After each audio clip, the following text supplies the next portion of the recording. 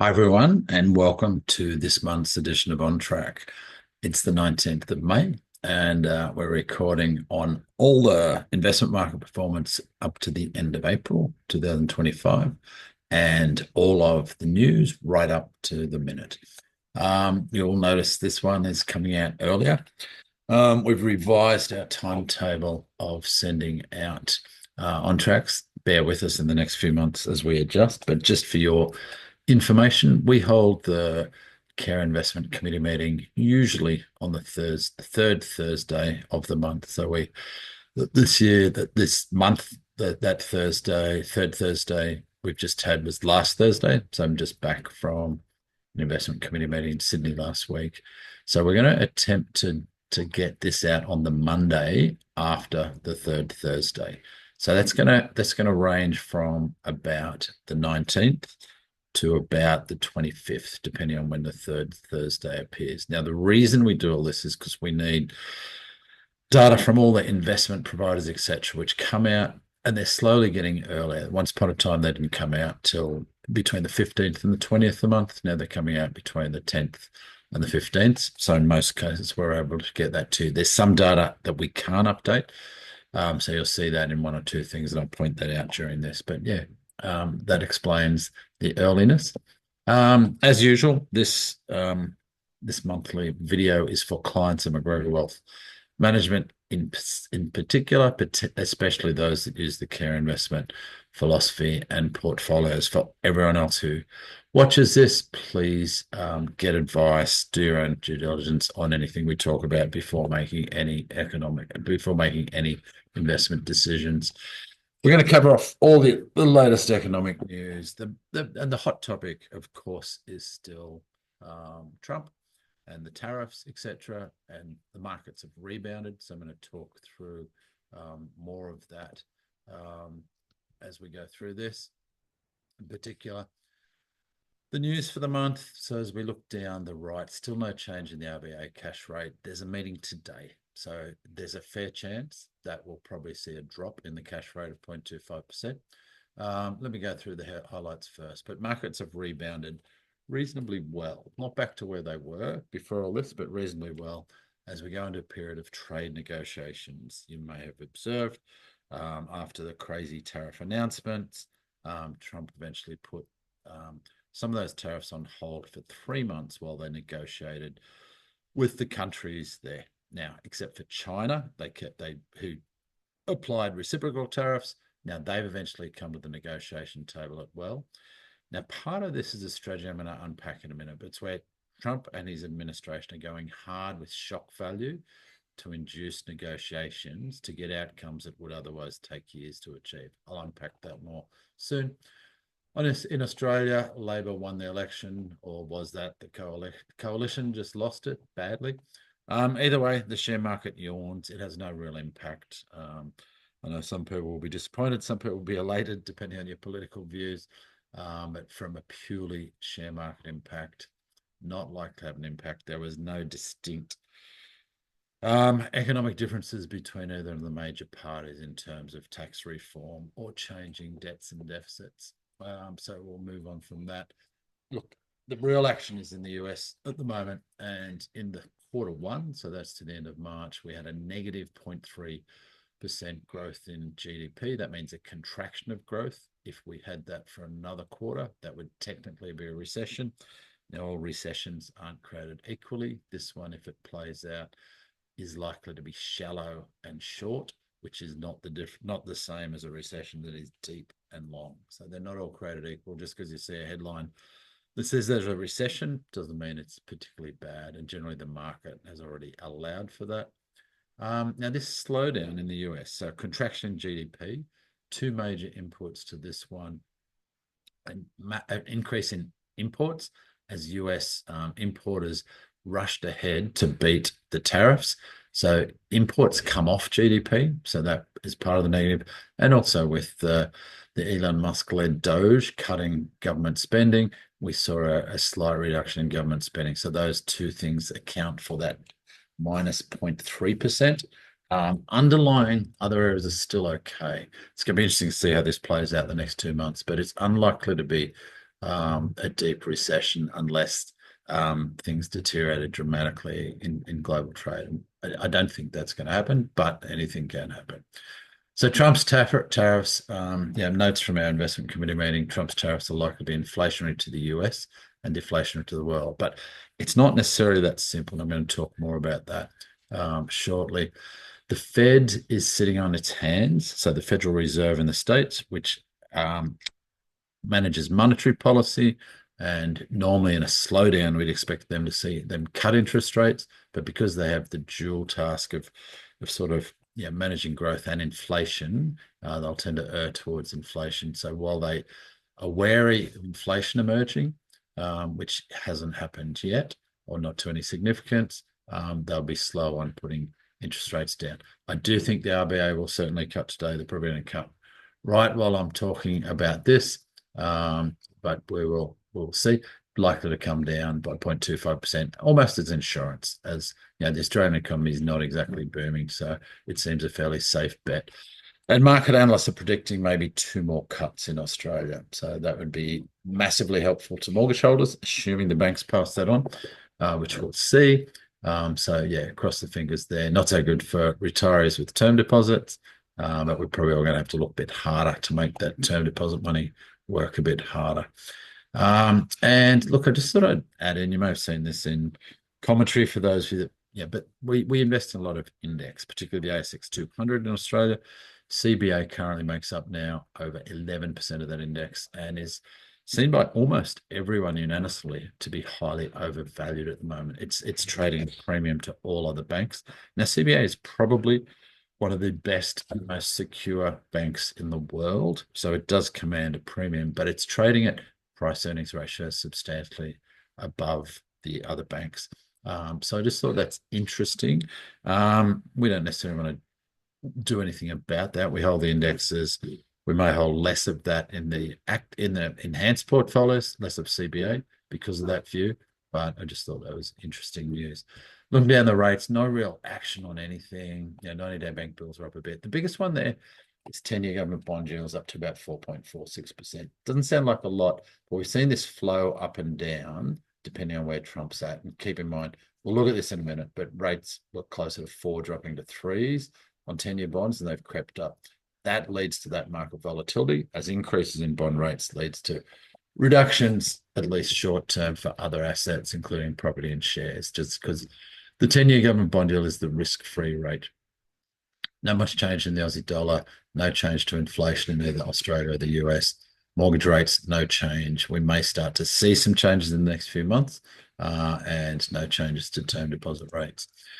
Portfolios, the month of April was a positive in nearly everything. Slight downturn in the Aussie shares. Markets have gone up more since. We're going to have a look at some charts around that. Look, the 1-year returns are fine. 1-year returns, it's sort of in that zone, 7, 8, 9%. Absolutely fine. It's just we were teased with higher returns for a while. And so in spite of all the media and everything, the results are looking pretty boring and on track for our targets about inflation plus. And you'll see, when we look across 10 years, 7 years, 5 years at the moment, they're all in that zone. Plus or minus a little bit that we would expect in the long run. And certainly 10-year rates, inflation plus 5, bang on.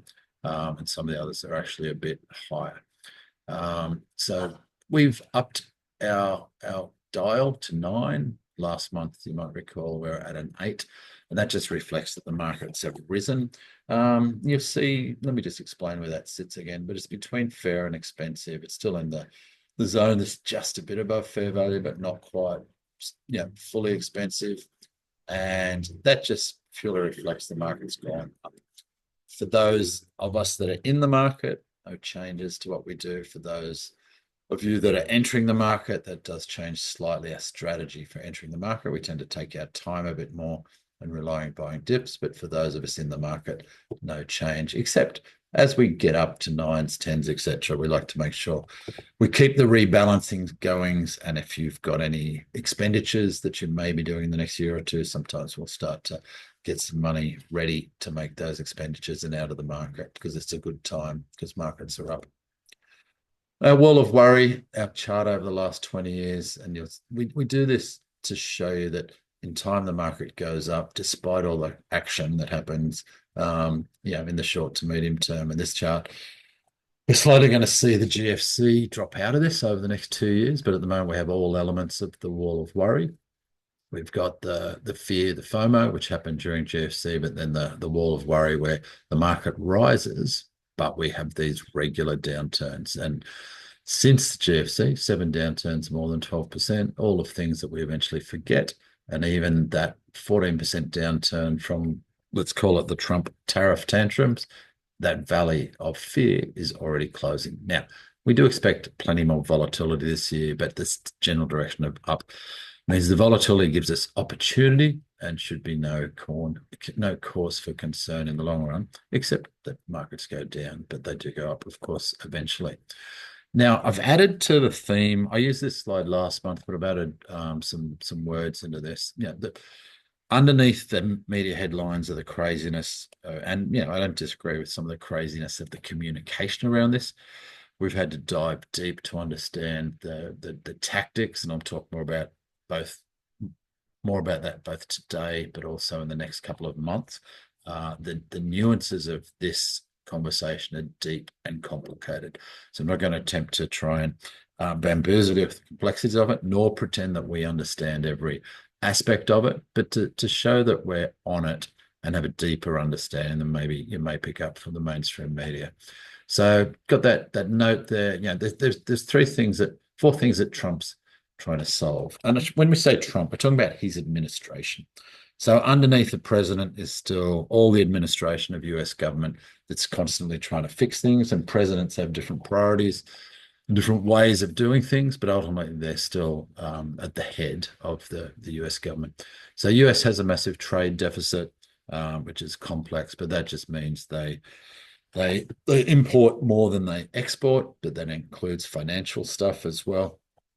We've got an increasing US government debt. We've got the rising power of China. We've got the fact that for the last 80 years, plus since World War II, the US has effectively been paying for or subsidizing the defense of the free world. And with their increasing debt, it's not something that is sustainable in the long run. And you're seeing all this come together. There's some fascinating information, as I said, fresh from the investment committee last week. Our wonderful fixed income managers of Realm took us through a white paper by a guy called Stephen Mirren. So Stephen Mirren, pictured there, wrote this white paper while working for Hudson Capital back in November 2024. Now it's 40 pages. If any of you are nerdy, you can find this online, and you want to read the whole thing. I've skim read most of it. I've deep read some of it. I will continue to deep read it. And the reason it's important is because it's becoming the playbook. So for the way this administration led by Trump is trying to tackle these problems. It's fascinating. It's complex. It's nuanced. You won't see any of this stuff in the mainstream media. They're too busy on headlines. And you don't need to understand it because that's our job. But for those of you that do want to dive a bit deeper in this, please either reach out or just if you Google Steve Mirren white paper and make sure it matches this one from November 24. But let me go through a bit of it. So, yeah. So in his executive summary, and keep in mind, he wrote this for Hudson Bay Capital in November 2024 when he was working for them. He now works for the US government. So he was recruited and confirmed as Trump's appointment to chair Trump's Council of Economic Advisors. So this is one smart guy. But in this executive summary, he wrote, the desire to reform the global trading system and put American industry on fairer ground vis-a-vis the rest of the world has been a consistent theme for Trump across the decades. And I'll jump in this essay, I attempt to catalog some of the available tools for reshaping these systems, the trade-offs that accompany the use of these tools, and policy options for minimizing side effects. This is not policy advocacy, but an attempt to understand the financial market consequences. So that's really interesting because he wrote this while working for investment managers, but he's got such a deep understanding of all the elements of this that he's been recruited. Now, the other key Trump appointee was Scott Bessent. He's the secretary for the Department of Finance. Now, this guy's a very rich man. He's a former hedge fund manager, so understands deeply the connections between markets and economics. And there's a quote from him here from last month in April. China's current economic model is built on exporting its way out of economic troubles. It's an unsustainable model that is not only harming China, but the entire world. China needs to change. The country knows it needs to change. Everyone knows it needs to change, and we want to help it change because we need rebalancing too. China can start by moving its economy away from export over capacity and towards supporting its own consumers and domestic demand. Such a shift would help the global rebalancing that the world desperately needs. So these are big challenges. They're complex that this administration is trying to save. I make no political judgment when I'm going through this stuff. I'm just interested in what's happening and why. We can all look at the craziness of the way it's communicated, and we all have political biases when we're interpreting that. All I'm trying to understand here is what's going on and why. And then I'll just add, who is Steve Mirren, the economist who has Trump's ear? As I mentioned, he's been appointed now as the chair of Trump's Council of Economic Advisors. At that stage, he was senior strategist at Hudson Bay Capital. Now, I really like seeing people in government that have real world experience. So having Besant, who's a hedge fund manager, and this guy who's been an advisor to investment firms is a good thing. Now, academically, he's outstanding. He's a fellow of the Manhattan Institute, a PhD in economics from Harvard University, and his mentor for that PhD was Martin Feldstein, one of America's best ever economists. Now, and mentioned, in the report he's written, as I said, it's 41 pages. It's extremely intense. It's the sort of thing I can only read when I've got no interruptions and I need to put aside a few hours to read it.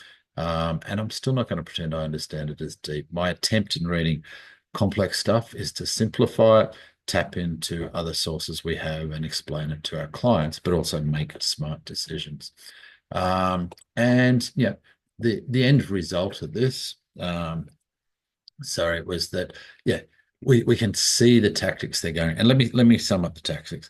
The tactics that are shock and awe, so slug all the countries around the world with big tariffs, but ultimately that's to lead them to the negotiation table to start to negotiate a lot of the stuff that needs to be done to fix the world's imbalances around trading, particularly with China and the US. So the reason the market's gone up in the last little while is because China and the US are sitting down, and there's hope from the market that they will start to create some agreements that will lead to some better outcomes around all this. Now, the reason the shock and awe was so important is if you just start these negotiations without the shock and awe, these things take years and years to change. So what Trump has achieved in that first 100 days is the US is sitting down with all the countries, and they're splitting into, it's kind of split into three bits. There's those that are, supposedly they're close partners like Britain, the inside circle as far as defense goes, Europe, Australia, Canada, etc. And then those that might be deemed the enemies defense-wise, etc., China, Russia. So this is complex, this is nuanced. Don't take too much information from the mainstream media on the headlines. You'll have to read deeply if you want to understand it, or just don't bother. Ultimately, we know markets go up in the long run, and part of what I talk about today is why these things are less important in the long run than you think. In my little exciting life, boring money segment today, and that is our philosophy. That's why it's so important. I'm on again about private credit. I'm seeing this come up more and more, and it's starting to hit the retail market. Retail market just means mum and dad investors.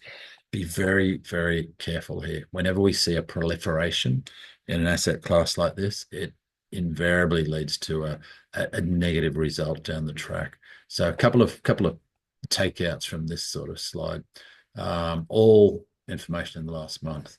So this article was really interesting, and this came from, and I can't remember where I cut that from. But the headline here was, there's a couple of headlines.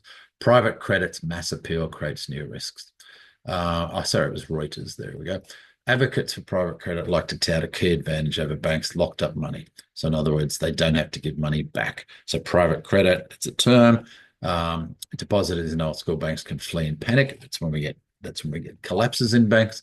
But money in these vehicles is illiquid. You're committing it for 5, 10 years plus. You can't get it back. That means they can, in theory, take more risk and get more return. That's a good thing. But it's growing quick. It's growing massively. You can see the size of that growth from 500 million to starting to push towards 2.5 billion in 10 years. That's phenomenal growth.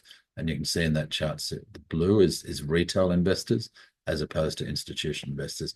And retail investors don't often have the ability to understand this. So, yeah, and as fast as it's growing, as it says here, muddies the universe somewhat. So leading firms like Blackstone, an absolute giant in the financial world, Apollo Global Management and others have raised nearly 300 billion from private individuals, according to PitchBook, thanks to the popularity of these so-called evergreen vehicles, which offer investors the ability to redeem some cash. So these guys are now starting to say we'll offer some ways of redeeming, but yeah, obviously when you picture these vehicles as being where they raise money from investors and then they lend long term to everything from property developers to companies to fund their growth, etc. If you and I want our money back, they can't just call those loans in. So there's a fundamental mismatch which creates problems every 20 years or so in the credit markets. And for those of you old enough to remember, State Bank of Victoria, Pyramid Building Society, estate mortgages from the 80s, that was major damage to people who chased high rates. Fast forward 20 years or so, it all happened again in the GFC as people chased higher rates, and that led to unsustainable lending in the States to people in housing. We're now seeing 20 years later, and ironically, it takes about 20 years for these cycles to repeat because today's investors don't know about the history. And it's only people that have been around a long time that remember and start to draw parallels. Point out another point from that article there.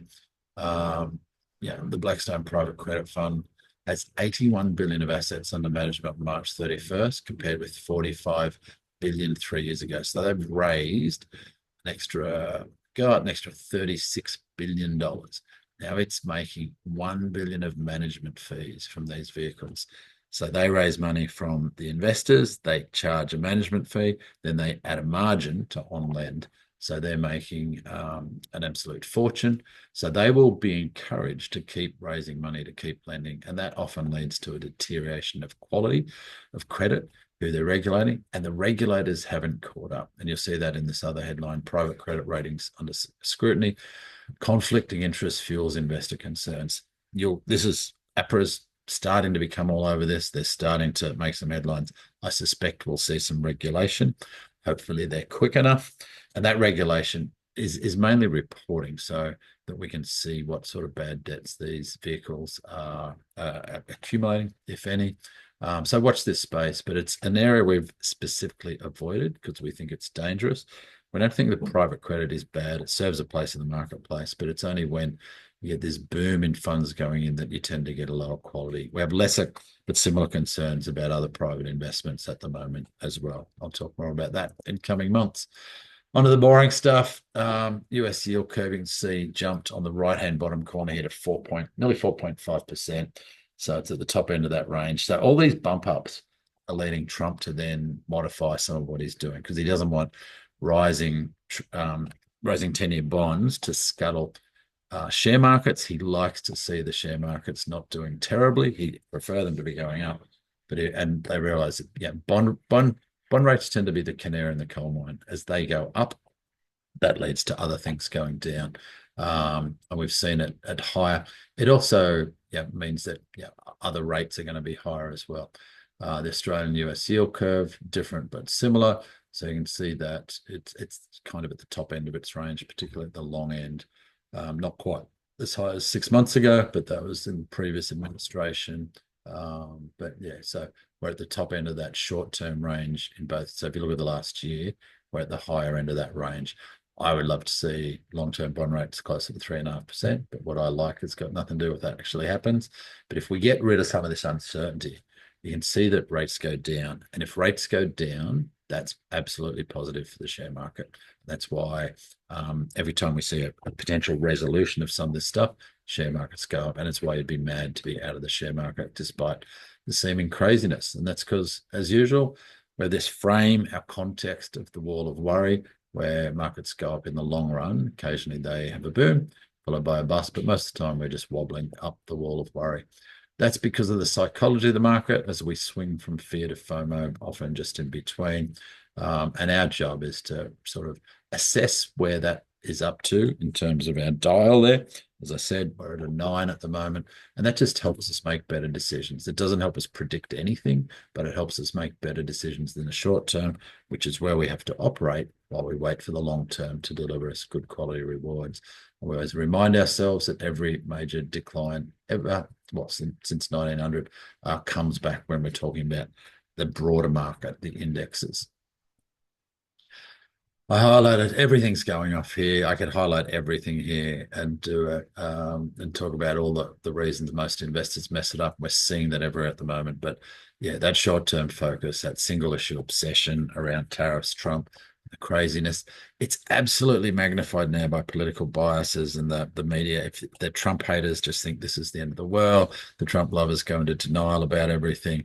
The reality is somewhere in between, and we view that as our job is to try and bring you a kind of unbiased assessment of what's going on. But yeah, all these biases and all these elements of the way people mess up their investing is why most investors, not any of you, don't make as much money as they should because they fall victim to all these biases. I'm going to repeat this one, and I've probably done this in the last year, but recency bias, otherwise known as availability bias. And that's the bias that we tend to overweight new information. So stuff comes out, we think, oh, this is the most important thing ever. And as you've seen from the charts and the conversations we have, all these things fade over time and become less important. But that bias is loud and clear right now as people are waiting for every little bit of information. And what that will mean is markets will be volatile, but that's okay. All our processes are set up to handle volatility. Some of those, in terms of the 4 pillars, the ones I've highlighted for this month, is rebalancing. We find we're rebalancing almost every month. And the rebalancing we're doing is adding value as markets move back up. I'll give an example. When markets are down, we're buying more shares, selling some bonds, and as the markets recover, we take the profits and back into bonds. So in a market that went sideways, we make money from the rebalancing. It's the little boring secret that adds 0.5 to 1% to portfolios over time. It effectively pays all the fees just by being disciplined and opportunistic and rebalancing whenever opportunities present. Volatility is inevitable. I'll say that again. We expect more volatility this year. That will create opportunities for rebalancing, but also for those for topping up reserves and for those putting money in to do it, to buy the dips. And personalized planning. The key there is managing liquidity. Those 3 ways to lose money, which I always talk about at the end, but panic and sell, have to sell, not diversified. We make sure all of those are above. But if we've got enough liquidity to never have to sell, these dips just don't matter, which is nice. Onto the numbers. So the month of April, Aussie market up 3.6%. You'll see the sharpness of that, and the market's gone up even further since. $10,000 invested 10 years ago, worth about 23,000. Still a long-term returns. 10-year results 7.63, which is good enough to achieve those returns. The 5-year results showing 12%. That's partially distorted by April 25 was still in the ditch. So 5 years ago, April 20 was still in the ditch of COVID. So we're measuring from a lower base. But sorry, I'll just jump out of that. And I'm just going to pause.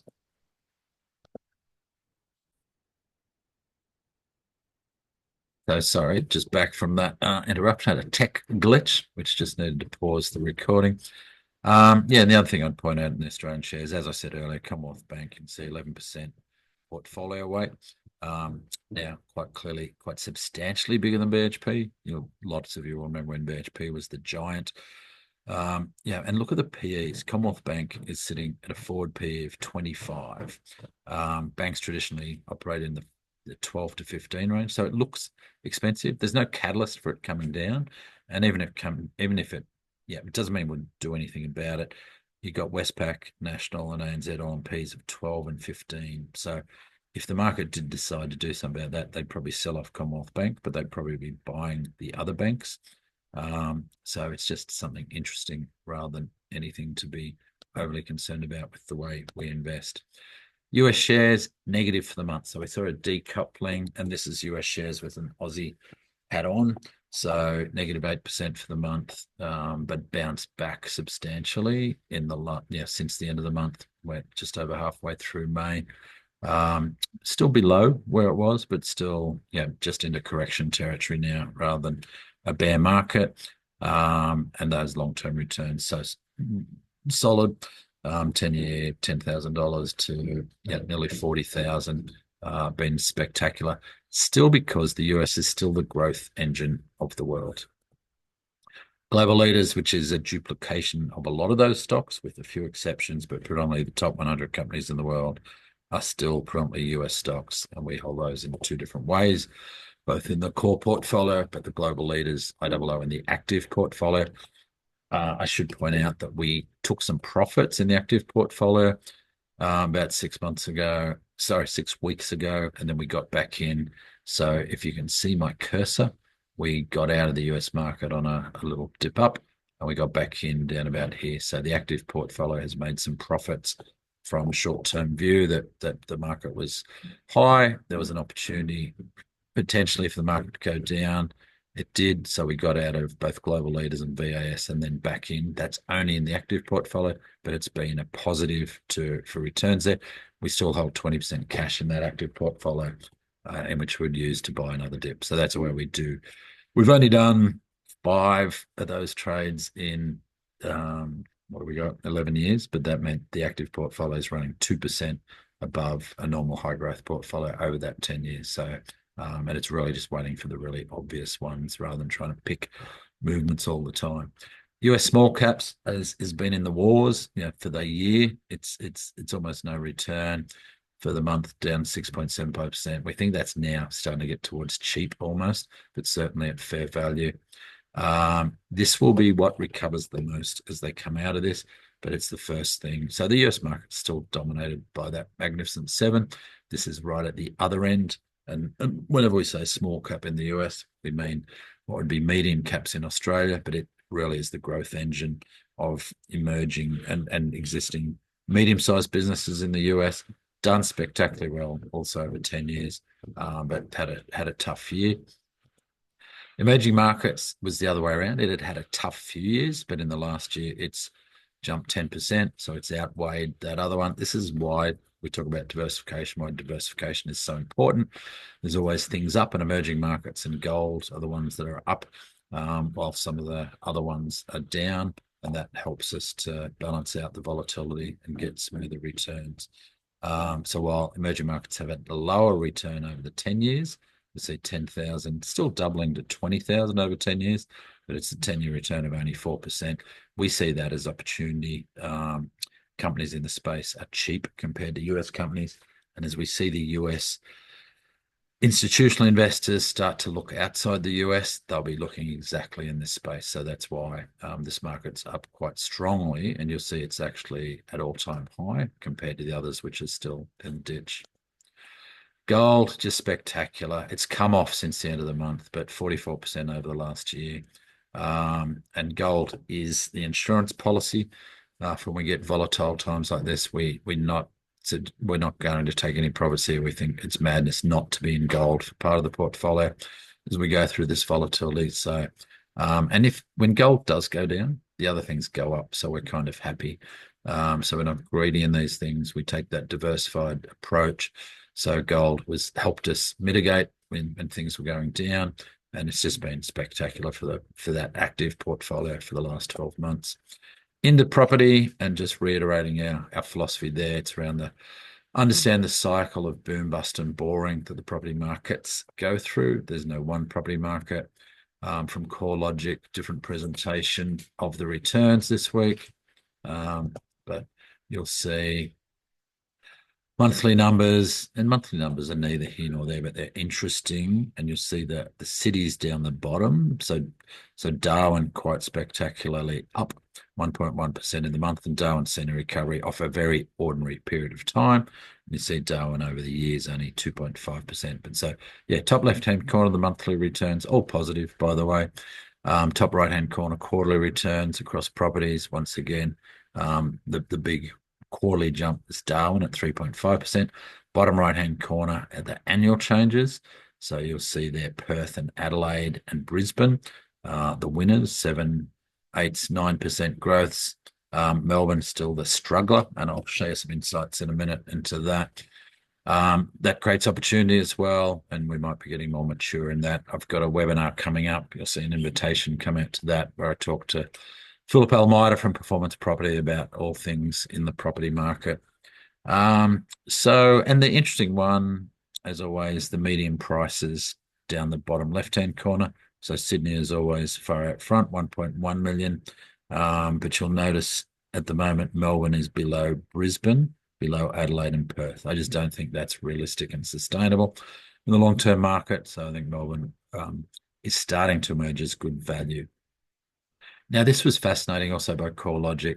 It shows in the last year that the outer suburban markets are leading capital gains over the last year. So you'll see in Sydney, red is negative, 0 to 5%. There's a few brown spots at greater than 5%. The biggest gains of greater than 10%, you can see in some of those outlying suburbs, and they're right out in the burbs. It's fascinating. The burbs is making a comeback, and 5 to 10% returns in that inner ring. And it's a trend that I'll talk about why that trend's occurring in a minute. Melbourne, which keep in mind Melbourne was in a negative year, so there's lots of red, but the little pockets of blue are in those inner suburban places. When we go to Brisbane, and I'm not doing all the capital cities here, but I will do Brisbane, Adelaide, you'll see the biggest gains, which is the dark blue, the greater than 10% in those outlying suburbs. So it's fascinating. And then in Adelaide, similar but different, also along the coast there. So why is this the case? Why are we seeing bigger increase in property values in the median? Well, Matt Lawless from Core Data sums it up. Says the latest data underscores a structural shift in buyer behaviour driven by the fact that the median income no longer buys the median home. So keep in mind, median is that property in the middle. It's not an average, but it's kind of an average. And people on median income can't afford the median price. So they're having to search out further. So a household on a median income with a 20% deposit needs to put almost half of their gross income into a median priced home. Now, that's not possible. So what's happening, as he says in practice, that's pushing buyers further out where homes remain comparably affordable. Now, this is fascinating because it gives us the potential way to increase housing affordability, and it's to increase both density and availability of land in the burbs, and everywhere else to keep prices down in those sectors. And finishing off here, so the geographic tilt towards the fringe has implications for infrastructure and transport and planning as populations in these areas grow rapidly off the back of housing demand. So yeah, fascinating insights there. No change at all with mortgage rates. These stats are a month behind. So this is the same as last month. Mozo, unfortunately, don't update their monthly stats till later in the month. So we'll just, as we go with the earlier release of this video, some of the data will be a month behind, and nothing we can do about it because it comes from external parties. Performance Property, don't have an update there, but I'm doing a live update in the next few weeks. I can't remember the date. You'll see an invitation. But we'll see that, the particularly big ones to notice, Melbourne at the bottom. And in terms of Heron Todd White, who do a similar property clock, they've still got Melbourne declining, not so much value yet. Sydney declining in both of them. And it's fascinating to see. But the major reason I show there's always somewhere to buy for people that are in the market for investment properties, particularly our younger clients who are accumulating, and for those in the retirement phase who are looking to maybe consolidate by selling properties. It's always nice to sell at the top of the market. And ironically, that's Yeah, if we look around the top, it's from Brisbane, Adelaide, Sunshine Coast, Gold Coast, and potentially Wollongong, Newcastle, areas that have done extremely well. So for people in the retirement phase, not too bad a time to be selling, but in the buying phase, still comfortable around Perth. Melbourne's starting to look like it's going to merge into a good buying phase, and there's other more regional areas as well. So let me wrap up, as always, with our key philosophies, reinforcing our process of exciting life, boring money, and that is that all investing is best done as part of a real financial plan. That's where we work on our goals and your goals for your plans based on the things that are important to you. Design the portfolio to meet those goals in the long run. We do take a long-term view. We apply all the boring stuff, diversification, asset allocation, and liquidity. We've seen the benefits of all of this more than ever in the last few months. Low cost index exposure for most of the growth markets through exchange traded funds. We're protecting against short-term volatility through reserves for our retired clients and topping that up at good times like there is at the moment and letting them ride when the market goes down. Dollar cost averaging for our wealth builders and then rebalancing regularly. We've had so many rebalancing opportunities with this volatility. It's helping to add value to the portfolios during troubled times. And then always finishing with those 3 ways to lose money, which is panicking and selling when the market's down, having to sell when the market's down, and not being properly diversified. We ensure that doesn't happen, and we have no clients that have been close to that. And it's interesting when I talk to other advisors, they get a lot of phone calls when you get craziness in the markets. We get relatively few for 2 reasons. One, we keep these videos information to you on a regular basis instead of just once or twice a year at reviews. And secondly, a good process that I think all our clients understand, which helps hang through the ups and downs. I'll leave that to you as always. Yell out if anything is concerning. Also feel free to input if you've got anything you want me to editorialize or talk about in these meetings. Always happy to do that. But otherwise, Rob McGregor signing out till next time.